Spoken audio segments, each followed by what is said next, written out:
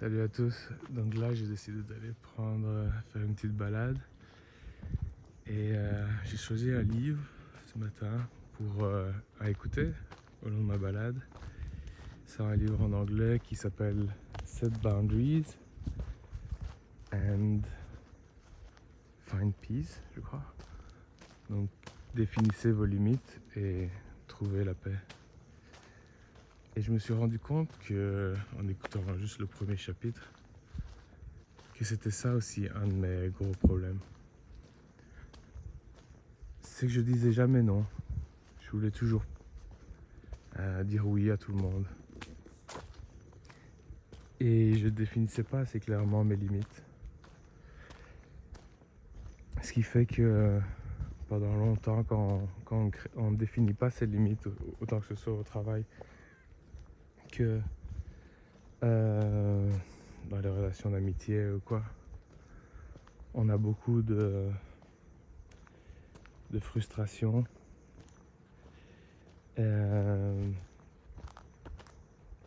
Envers les autres, dans nos relations, et ça s'accumule au fur et à mesure du temps. Et je me suis rendu compte que ça, c'était un de mes problèmes, parce que dans le livre, elle dit qu'un des symptômes, c'est les frustrations envers les autres, du ressenti, mais aussi, pour certains, c'est juste le fait d'avoir envie de disparaître, de tout claquer et dire je suis indisponible, ne m'appelez plus, ne me répondez, n'essayez pas de me contacter, ne me demandez rien. Et en fait, c'est pour ça que je suis ici. J'en avais marre, je ne pouvais plus que tout le monde me demande des trucs, me pose des questions, et je disais oui à tout. J'essaie de me plier en quatre pour tout le monde. Alors que ça sert à rien. On s'inflige à soi plus de mal que on en procure de bénéfices à l'autre.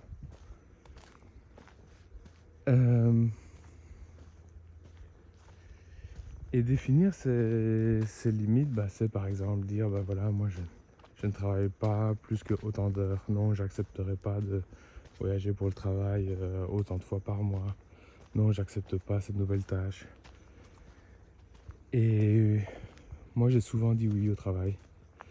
J'ai souvent dit oui parce que je crois qu'au tout début de notre relation de travail, quand on a lancé notre boîte, j'ai eu plusieurs interactions avec, on est 3 cofondateurs, avec un de mes cofondateurs, qui s'est très mal passé. Et l'une d'entre elles, c'est que j'étais à l'étranger pour 9 mois en train de lancer notre premier produit, premier pays. On n'avait pas de salaire, on ne savait pas si la boîte allait devenir quelque chose. J'étais là pendant 9 mois et un de mes cofondateurs m'a demandé d'engager quelqu'un pour le mois de décembre. Parce qu'en décembre, j'allais partir en congé avec mon épouse. Et il revient début décembre pour 2-3 jours, parce que lui ne restait jamais très longtemps. Et il me dit est-ce que tu as trouvé quelqu'un? Je dis non, j'ai essayé mais j'ai pas réussi à trouver quelqu'un.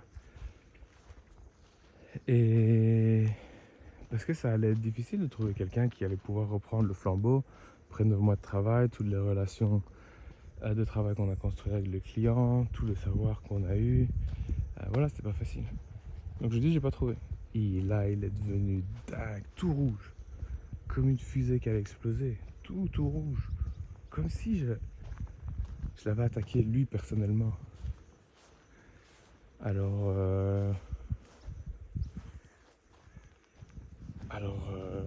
il me dit quoi, mais si c'est comme ça, s'il y a un seul souci avec le produit qu'on lance maintenant en décembre, s'il y a un seul produit, je m'en fous, tu es sur la montagne, tu redescends et tu viens le fixer. Tu prends l'avion, tu viens le fixer. Et là je me suis dit quoi, mais quel culot. Et là je suis resté calme, je me suis pas fâché, je suis pas été violent. J'ai respiré, j'ai pris un pas en arrière. Tout ce que j'ai appris, rester calme. Et j'ai dit pourquoi est-ce que notre troisième cofondateur ne viendrait pas? Lui il a des notions d'informatique Et là, il a repris de sa rage. Quoi? Il a une famille. Comment est-ce que tu peux lui demander de gâcher son nouvel an et son réveillon de Noël alors que tu pourrais être là? Moi aussi, j'aimerais bien être avec mon épouse. Et donc je lui dis, et toi alors, pourquoi est-ce que tu viendrais pas? Ah non, moi j'ai pas de connaissances en informatique. Je dis, mais moi non plus, j'en ai pas. C'est pas ça le point. Et à ça, bon, je décide de laisser aller. Mais bien sûr, avec plein de ressentis et plein de frustrations. Et je me dis, puis comment c'est possible? Et le lendemain, je lui dis, voilà, j'aimerais bien t'exprimer comment je me sens. Ce que j'ai ressenti hier. Quoi? J'en ai rien à foutre de ce que tu ressens. Tu es trop émotionnel. Voilà, donc non seulement j'ai essayé de définir mes limites, en plus quand je l'ai fait, ça a été très froidement, très violemment repoussé. Attendez, parce que là je sais plus où je suis.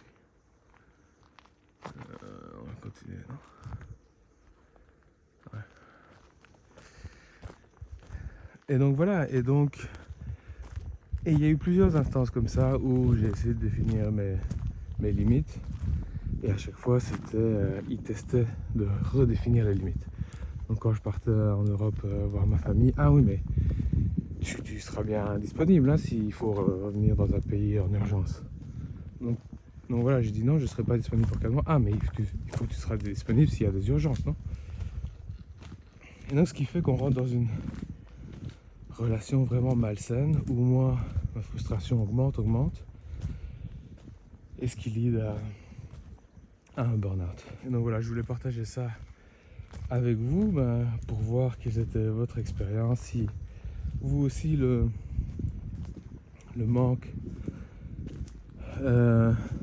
l'inhabilité de pouvoir définir vos limites a aussi, soit pour le moment, contribué à un malaise, à une frustration grandissante, ou peut-être un burn-out comme moi.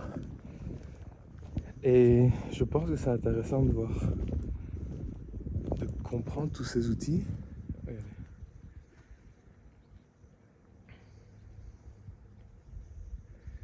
Parce que, comme j'ai dit dans la vidéo hier, je crois que d'un côté c'est important de comprendre son passé. Donc, qu'est-ce qui me manque? Pourquoi ça me manque? Quelle est ma réaction à chaque fois qu'on rappuie sur un mauvais souvenir? Quels sont mes outils que j'ai pour gérer mes réactions? Donc là, c'est la méditation, bien dormir, bien manger, faire du sport. Quels sont mes outils pour reprogrammer mon cerveau et ne plus réagir de la sorte? Donc là, hier, j'ai parlé du BWRT. Si vous avez d'autres techniques, partagez-les. Et en parallèle de tout ça, une fois qu'on a tout ça, je pense que c'est aussi important de comprendre certains outils, tels que le fait de définir ses limites pour gérer ça au jour le jour. Et s'assurer que les choses ne grandissent pas à un point où ça devient insurmontable. Donc voilà, si vous avez d'autres expériences à partager ou d'autres outils techniques que vous pensez intéressantes, partagez-les. Voilà, de mon côté, je serais ravi d'explorer. Je continue ma balade. Bonne journée à tous. Ciao, ciao.